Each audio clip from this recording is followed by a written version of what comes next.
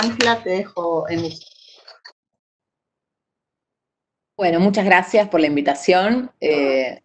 Para mí es un honor poder estar en el Congreso de la Nación, aunque sea de forma virtual. Les agradezco mucho esta invitación. Bueno, mi nombre es Ángela Lerena, hace 25 años vivo de mi trabajo como periodista, se van a cumplir ahora en octubre 25 años. Voy a tratar de respetar los 5 minutos, pero empiezo por leer una solicitada que firmamos una serie de periodistas, más de 2000 de todo el país, porque me parece que por el hecho de que tantos colegas lo hayan firmado, es algo que excede mi opinión, tiene que ver con la representatividad de un montón de trabajadores de prensa, que decimos lo siguiente.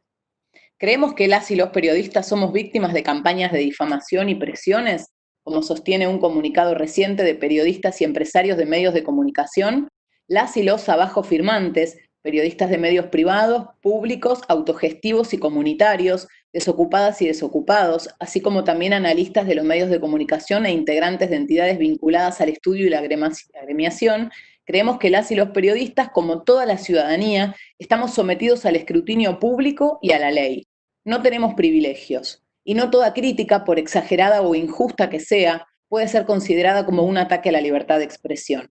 Aún dentro de nuestras diferencias, de nuestras distintas realidades y hasta de las dificultades que el propio medio en ocasiones nos impone, sí creemos que el periodismo debe ejercerse con profesionalidad, libertad y dignidad, y que en el necesario vínculo con el poder y las fuentes tenemos reglas por cumplir. No vale todo. Entendemos que la defensa de la libertad de expresión tiene una acción doble, nuestro derecho a informar y el derecho de la comunidad de informarse. Y entendemos a esa libertad de expresión como una conquista colectiva, no desde posiciones individuales ni sectarias. No es nuestra libertad, es de la sociedad. Un mejor periodismo es decisivo para contribuir a una mejor discusión pública, sobre todo en tiempos tan complejos como estos, atravesados por la angustia de una pandemia.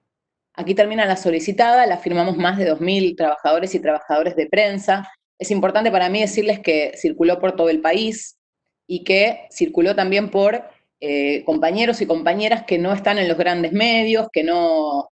tienen muchos puntos de rating, que no firman autógrafos o se sacan fotos por la calle, pero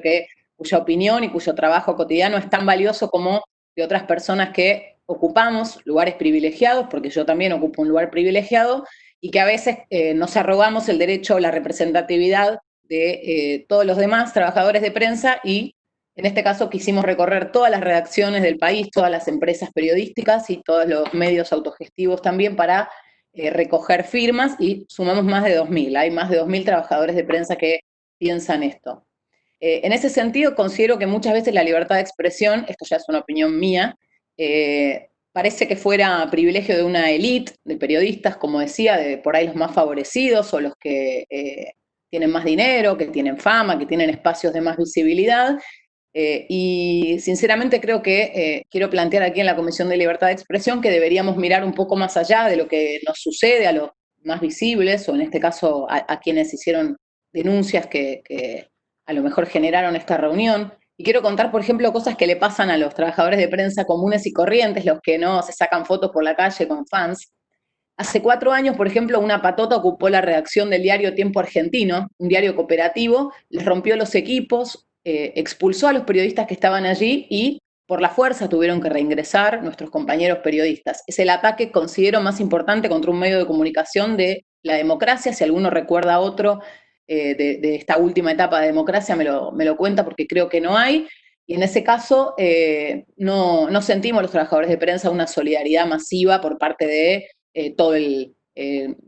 esta élite o estos sectores más poderosos, que incluyen también cámaras empresarias y foros periodísticos. Por el contrario, el entonces presidente Mauricio Macri llamó a los trabajadores usurpadores. El diario Tiempo Argentino sigue funcionando, los trabajadores recuperaron a la fuerza, lamentablemente, porque la policía intervino para escoltar a la patota y no para acompañar a los trabajadores, recuperaron su espacio de trabajo y es un diario que sigue funcionando.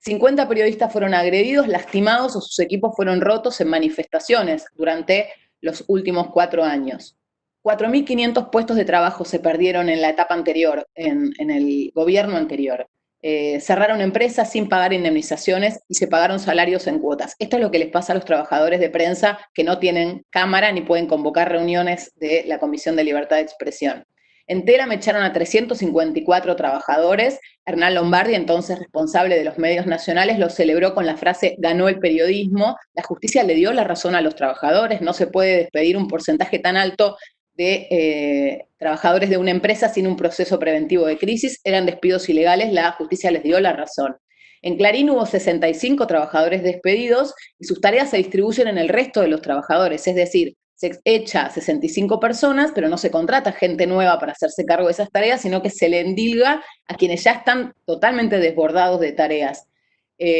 Son algunas nomás de las cosas que sufrieron los periodistas o que sufrimos los trabajadores de prensa comunes y corrientes en los últimos años. Y quiero decir que hoy no tiene que ver con una grieta de un gobierno u otro, porque hoy, y seguramente va a ampliar mi compañero del Sindicato de Prensa de Buenos Aires, hay un montón de medios que están pagando en cuotas los salarios, hay un montón de trabajadores que no están cobrando sus salarios en tiempo y forma, hay empresas que cierran, y todo esto es una realidad que sufrimos los trabajadores de prensa todos los días y que a veces queda opacada o silenciada por algunos periodistas que a lo mejor consideran que la libertad de expresión solamente les compete a ellos o les corresponde a ellos y no a todos los miles de trabajadores de prensa que hay en todo el país. La libertad de expresión requiere condiciones de trabajo dignas y esto es algo que necesitamos que se atienda todos los días porque en todo el país se incumple el convenio colectivo de trabajo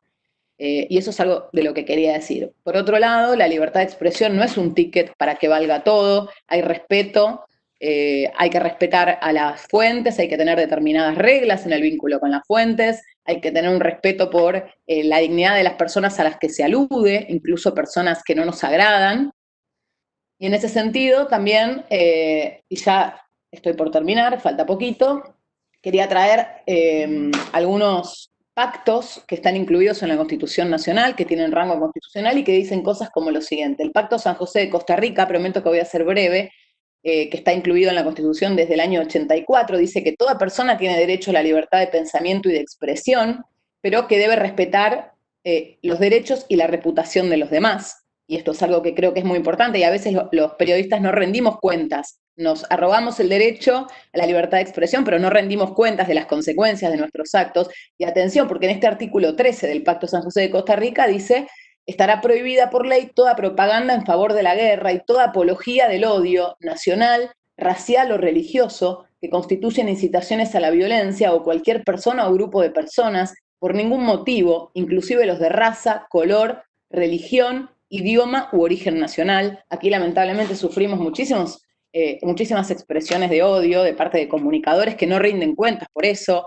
y quería expresarlo, y dos más, pero cortitos prometo. Convención Internacional sobre la Eliminación de todas las formas de discriminación racial, rango constitucional desde el año 68. Los estados parte condenan toda propaganda y todas organizaciones que se inspiren en ideas o teorías basadas en la superioridad de una raza o de un grupo de personas por un determinado color u origen étnico, que pretendan justificar o promover el odio racial y la discriminación racial, cualquiera sea su forma. Y después, este es el artículo 4, en el punto A, dicen que es un acto punible toda difusión de ideas basadas en superioridad u odio racial. Digo, porque sé que hay colegas que van a